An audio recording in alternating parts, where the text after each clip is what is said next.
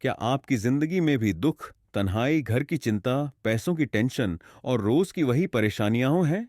अगर हाँ, तो एक बार इस पर जरूर गौर करें। आपकी खुशियां आपके हाथ में हैं, बस सही नजरिया और सोच बदलने की देर है।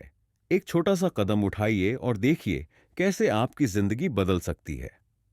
तो चलिए मैं आपको लेकर चलता हूं उस मंजिल की तरफ जहां सुकून भी है, खुशी भी और जीने का एक नया जज्बा भी। अभी सब्सक्राइब करें और अपनी जिंदगी बदलने की शुरुआत करें। मनोवैज्ञानिक जोनाथन हाइट अपनी किताब द हैप्पीनेस हाइपोथेसिस में हमें यह समझाने की कोशिश करते हैं कि असली खुशी क्या है। वे बुद्ध, कन्फ्यूशियस और सुकरात जैसे महान दार्शनिकों की प्राचीन शिक्षाओं को आधुनिक मनोविज्ञान और न्यूरोसाइंस की खोजों के साथ मिलाते हैं। उनका लक्ष्य सीधा है, खोज निकालना कि वास्तव में लोगों को क्या खुश करता है और हम इन सबक को अपने जीवन में कैसे लागू कर सकते हैं।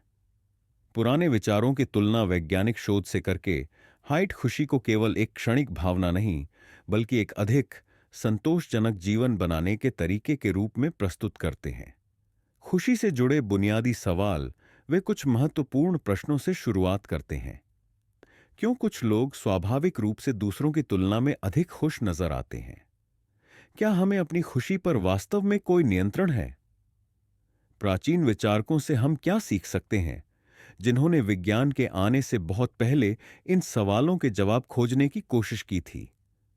कहानियों, प्रयोगों और दार्शनिक विचारों के माध्यम से हाइट ऐसे विचार प्रस्तुत करते हैं जो आम धारणाओं को चुनौती देते हैं और जीवन को आनंदमय बनाने के नए दृष्टिकोण प्रदान करते हैं।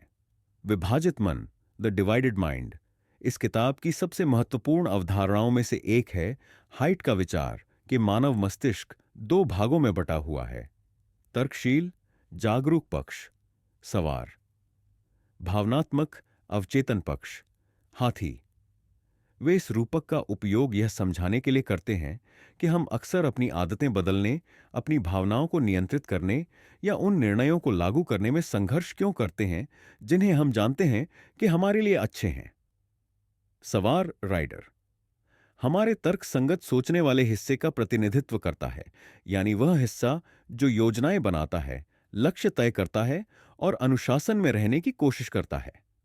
हाथी, एलिफेंट, हमारे गहरे स्वाभाविक पक्ष का प्रतिनिधित्व करता है, वह हिस्सा जो भावनाओं, इच्छाओं और स्वचालित प्रतिक्रियाओं द्वारा संचालित होता है। समस्या यह है कि सवार सही रास्ता जान सकता है, लेकिन हाथी अधिक शक्तिशाली होता है। अगर हाथी विरोध करता है तो सवार के लिए नियंत्रण बनाए रखना कठिन हो जाता है। उदाहरण के लिए कल्पना करें कि कोई व्यक्ति हर सुबह व्यायाम करने का निर्णय लेता है। उसका सवार एक योजना बनाता है: सुबह जल्दी उठना, दौड़ने जाना और एक स्वस्थ आदत बनाना। लेकिन जब सुबह 6 बजे अलार्म बजता है तो हाथी बिस्तर में रहना चाहता है।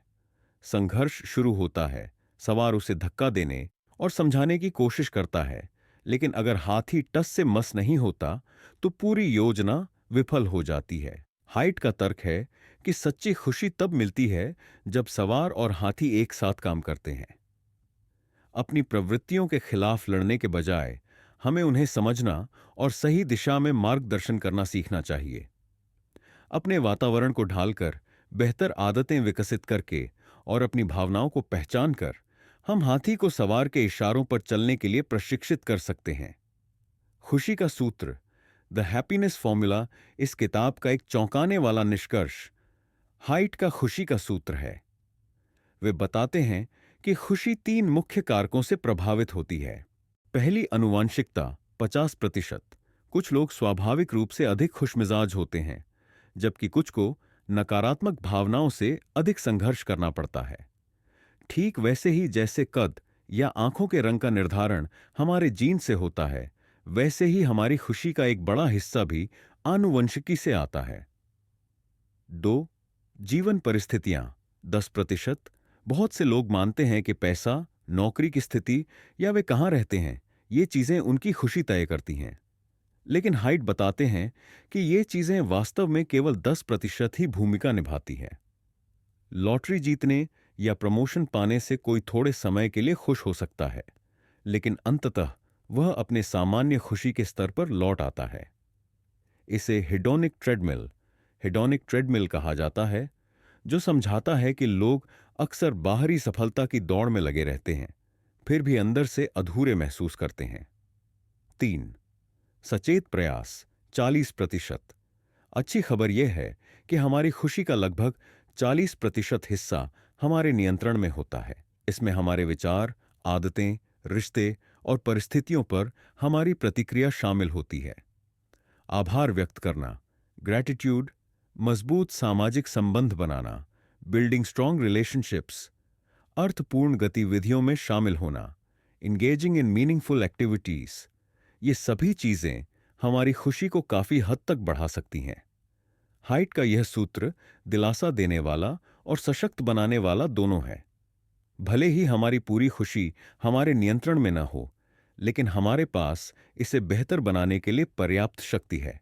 हमें उन चीजों पर ध्यान केंद्रित करना चाहिए जिन्हें हम बदल सकते हैं, बजाय उन चीजों के जिन पर हमारा कोई नियंत्रण नहीं है। प्रेम और रिश्तों की भूमिका। खुशी पर सबसे बड़ा प्रभाव हमारे रिश्तों की गुणवत्ता का होता है। मनुष्य सामाजिक प्राणी है और हमारा मानसिक स्वास्थ्य हमारे द्वारा बनाए गए संबंधों से गहराई से जुड़ा होता है। हाइट बताते हैं कि परिवार, दोस्ती या रोमांटिक संबंधों के माध्यम से मजबूत सामाजिक बंधन भावनात्मक समर्थन, सुरक्षा और एक गहरे जुड़ाव की भावना प्रदान करते हैं। शोध बताते हैं कि जिन लोगों के पास घनिष्ठ, अर्थपूर्ण रिश्ते होते हैं, वे अधिक खुश, स्वस्थ और लंबे समय तक जीवित रहते हैं।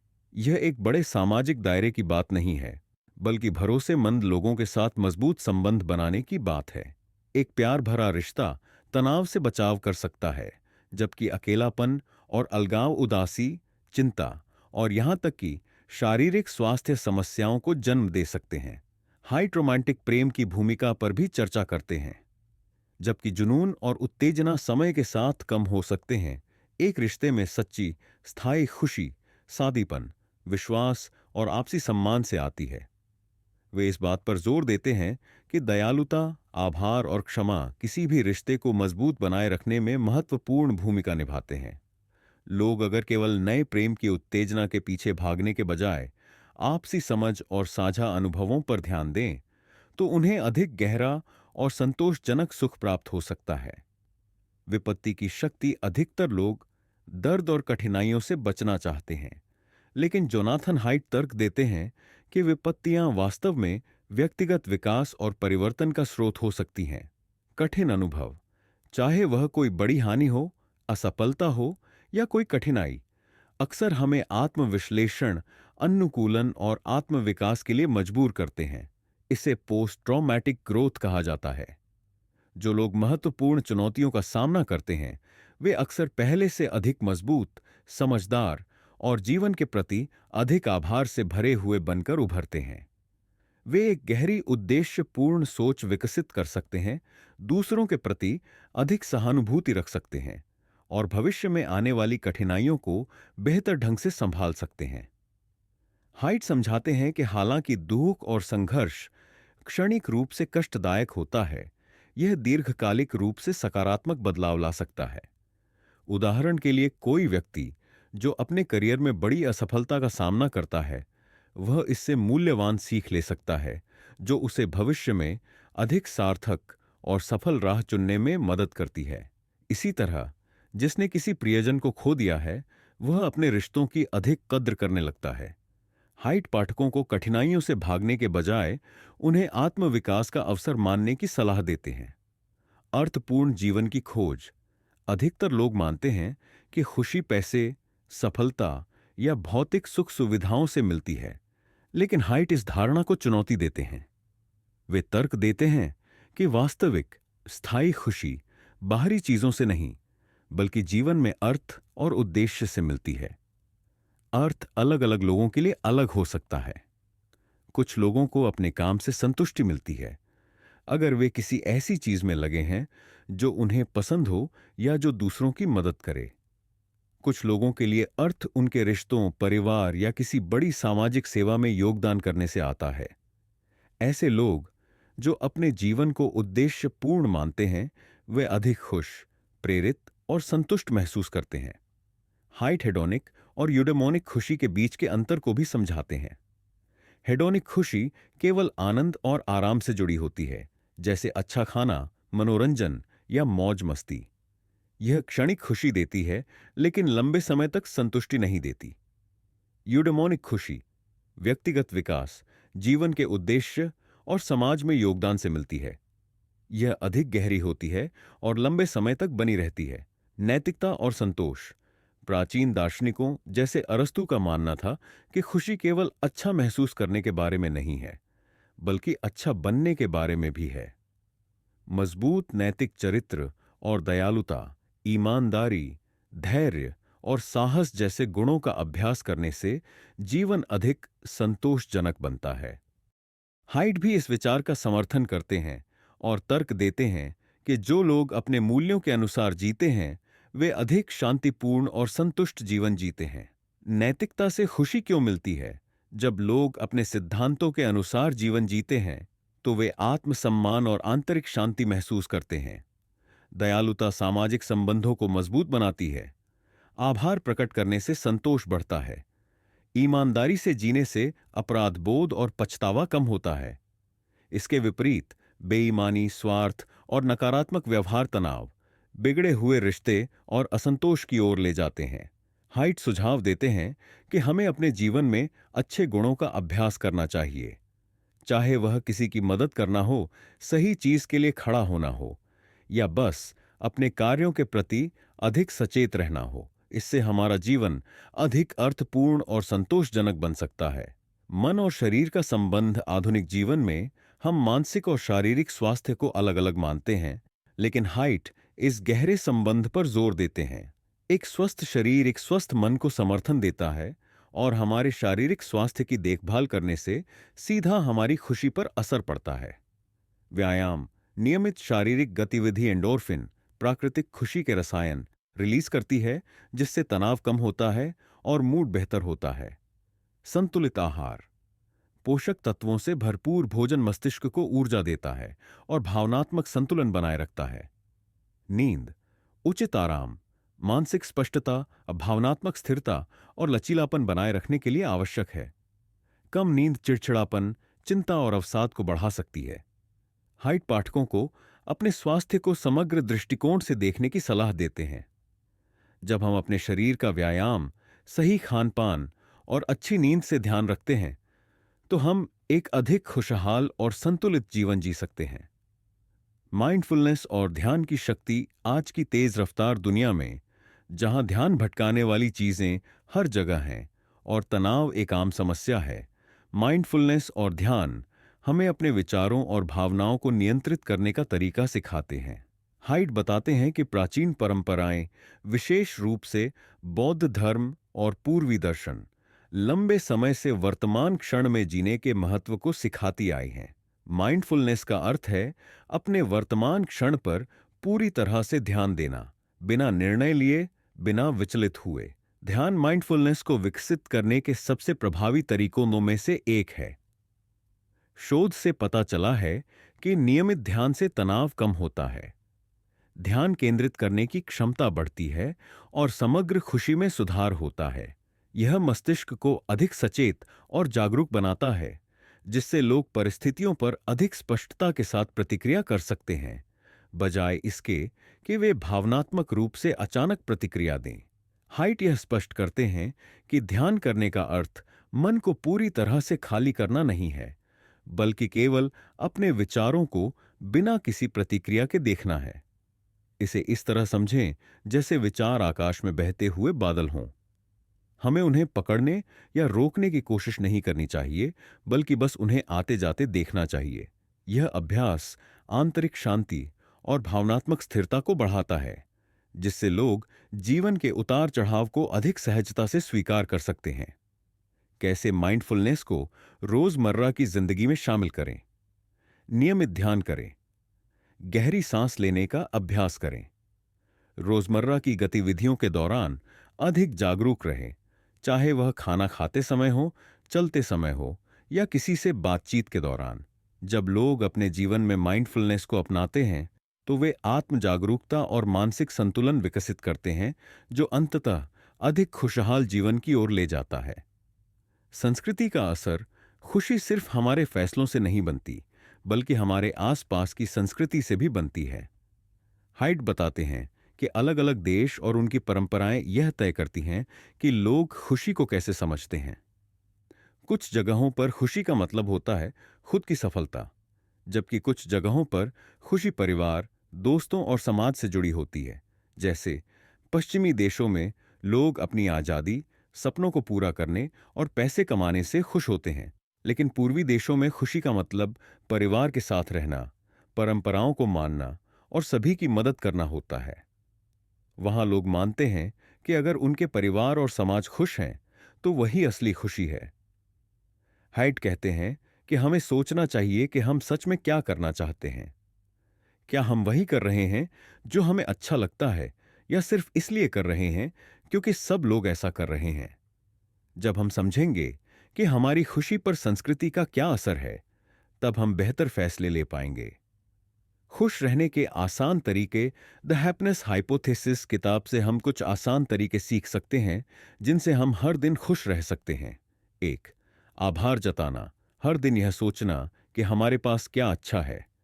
दूसरों को धन्यवाद कहना, अच्छी बातों पर ध्यान देना या अच्छे पलों को याद करना हमें खुश रखता है। 2. रिश्तों को मजबूत बनाना। परिवार और दोस्तों के साथ समय बिताना, बातें करना और दयालु बनना हमें ज्यादा खुशी देता है। 3. अच्छे काम करना। ऐसा कोई काम करना जो हमें अच्छा लगे, जैसे पढ़ाई, कोई खेल या किसी की मदद करना। इससे हमें अंदर से खुशी मिलती है। 4. स्वास्थ्य का ध्यान रखना। रोज व्यायाम करना, अच्छा खाना खाना और सही समय पर सोना हमारी खुशी के लिए जरूरी है। इससे हम ताजगी महसूस करते हैं। 5. माइंडफुलनेस सीखना। ध्यान लगाना या गहरी सांस लेना चिंता को कम करता है। जब हम खाने या चलने पर ध्यान देते हैं, तो हमारा मन शांत रहता है। सुख और उद्देश्य का संतुलन। इस किताब की सबसे जरूरी बात यह है कि असली खुशी छोटे छोटे सुखों और बड़े मकसद के बीच संतुलन से मिलती है। कई बार लोग मजे के लिए चीजें खरीदते हैं या घूमने जाते हैं, लेकिन इससे खुशी ज्यादा समय तक नहीं टिकती। अगर किसी की जिंदगी में कोई बड़ा मकसद नहीं है, तो ये छोटी छोटी खुशियां भी फीकी लगती हैं। लेकिन अगर कोई मेहनत करता है, कुछ अच्छा सीखता है या दूसरों की मदद करता है, तो उसे सच्ची खुशी मिलती है, इवन अगर इसमें थोड़ी मुश्किलें भी आएं। इसका मतलब यह नहीं कि मजे करना बुरा है। हमें छोटे छोटे खुशियों का मजा लेना चाहिए, जैसे अच्छा खाना खाना या किसी दोस्त के साथ खेलना। लेकिन असली खुशी तब आती है जब हमारी जिंदगी में कोई बड़ा लक्ष्य, अच्छे रिश्ते और खुद को बेहतर बनाने की चाह भी होती है। नकारात्मक सोच से बाहर निकलना। हमारा दिमाग स्वाभाविक रूप से नकारात्मक चीजों पर ज्यादा ध्यान देता है। यह आदत हमारे पूर्वजों को खतरों से बचाने में मदद करती थी, लेकिन आज के समय में यह बेवजह तनाव और असंतोष बढ़ा सकती है। हाइट इस नकारात्मक झुकाव के बारे में बात करते हैं, जो हमें सकारात्मक अनुभवों की बजाय असफलताओं, आलोचनाओं या चिंताओं पर ज्यादा ध्यान देने के लिए मजबूर करता है। उदाहरण के लिए, अगर किसी को बहुत सारी तारीफें मिलती हैं, लेकिन कोई एक व्यक्ति आलोचना कर दे, तो ज्यादातर लोग तारीफों की बजाय उस एक नकारात्मक बात पर ध्यान देते हैं। यह आदत हमारी खुशी को कम कर सकती है और आत्मविश्वास भी घटा सकती है। हालांकि हाइट का कहना है कि अगर हम इस सोच को पहचान लें, तो इसे बदलने के लिए काम कर सकते हैं। नकारात्मकता से निपटने का एक तरीका है आभार प्रकट करना, छोटी छोटी अच्छी बातों पर ध्यान देना। दूसरा तरीका है सोचने का तरीका बदलना, यानी किसी परेशानी को असफलता नहीं, बल्कि सीखने का मौका मानना। धीरे धीरे जब हम अच्छी चीजों पर ध्यान देना शुरू करते हैं, तो हमारा दिमाग ज्यादा खुश रहने के लिए ढल जाता है। परिवर्तन और अस्थिरता को अपनाना। अक्सर लोग जीवन में स्थिरता चाहते हैं और सोचते हैं कि खुशी के पलों को हमेशा बनाए रखा जा सकता है। लेकिन हाइट याद दिलाते हैं कि बदलाव जीवन का एक सामान्य हिस्सा है और इसे रोकने की कोशिश करने से दुख बढ़ सकता है। जीवन हमेशा बदलता रहता है, रिश्ते बदलते हैं, करियर में उतार चढ़ाव आते हैं और हालात बदलते रहते हैं। हाइट कहते हैं कि हमें बदलाव से डरने की बजाय इसे खुले दिल से स्वीकार करना चाहिए। खुशी का मतलब चीजों को वैसा ही बनाए रखना नहीं है, बल्कि हर स्थिति में खुद को ढालना और उसमें अर्थ खोजना है। यह विचार प्राचीन दर्शन जैसे कि बौद्ध धर्म में भी मिलता है, जो सिखाता है कि अस्थिरता को स्वीकार करने से तनाव कम होता है और संतोष बढ़ता है। जब हमें यह समझ आ जाती है कि खुशी और दुख दोनों ही अस्थायी हैं, तो हम जीवन में ज्यादा धैर्य और कृतज्ञता के साथ आगे बढ़ सकते हैं। खुशी जीवन भर चलने वाली एक प्रक्रिया। हाइड कहते हैं कि खुशी को किसी अंतिम मंजिल की तरह नहीं देखना चाहिए, बल्कि यह एक लगातार चलने वाली प्रक्रिया है। हर किसी के लिए खुशी का कोई एक निश्चित तरीका नहीं है, बल्कि यह रोज की आदतों, अच्छे रिश्तों और व्यक्तिगत विकास से बनती है। अगर हम द हैप्पीनेस हाइपोथेसिस से सीखी बातों को अपनाएं, जैसे कि अपने विचारों और भावनाओं को संतुलित करना, रिश्तों को पोषित करना, चुनौतियों का सामना करना और अपने जीवन का उद्देश्य खोजना, तो हम न केवल उस पल के लिए बल्कि लंबे समय तक खुशहाल जीवन जी सकते हैं। अंतिम विचार, द हैप्पीनेस हाइपोथेसिस की सीख को अपनाना। खुशी सिर्फ उस पल में अच्छा महसूस करने के बारे में नहीं है, बल्कि यह एक ऐसा जीवन बनाने के बारे में है जिसमें अर्थ, सहनशीलता और भावनात्मक संतुलन हो। हाइट का मानना है कि असली खुशी तब मिलती है जब हम अपने दिमाग के सचेत और अवचेतन हिस्सों के बीच संतुलन बनाते हैं, मजबूत रिश्ते बनाते हैं, जीवन की चुनौतियों को अपनाते हैं और भौतिक सफलता से आगे बढ़कर कोई गहरा उद्देश्य खोजते हैं। इन बातों को अपनाकर हम ऐसे आदतें और सोच विकसित कर सकते हैं जो हमें लंबे समय तक खुशी दें। बाहरी उपलब्धियों से खुशी पाने की जगह हम अपने रोजमर्रा के फैसलों और जानबूझकर की गई कोशिशों से अपनी भलाई को खुद बना सकते हैं। निष्कर्ष, जोनाथन हाइट की द हैप्पीनेस हाइपोथेसिस प्राचीन ज्ञान और आधुनिक विज्ञान का एक बेहतरीन मेल है, जो एक संतोषजनक जीवन की दिशा में एक व्यावहारिक रास्ता दिखाती है। यह किताब बताती है कि असली खुशी केवल किस्मत या हालात पर निर्भर नहीं करती, बल्कि इस बात पर निर्भर करती है कि हम कैसे सोचते हैं, कैसे काम करते हैं और अपने आसपास की दुनिया से कैसे जुड़ते हैं। अगर हम अपने विचारों, कामों और रिश्तों को सच में जरूरी चीजों से जोड़ते हैं, तो हम खुद अपने लिए एक स्थायी खुशी और गहरे उद्देश्य से भरा जीवन बना सकते हैं। तो आज के लिए बस इतना ही। अगर यह वीडियो आपको जरा भी प्रेरित कर पाया हो और आप अपने सपनों को पूरा करने की हिम्मत रखते हो, तो चैनल को सब्सक्राइब करें और नीचे कमेंट में बताएं आप कौन सा सपना पूरा करना चाहते हैं और इस वीडियो ने आपको कितना आत्मविश्वास दिया। हम आपके सफर का हिस्सा बनकर गर्व महसूस करेंगे।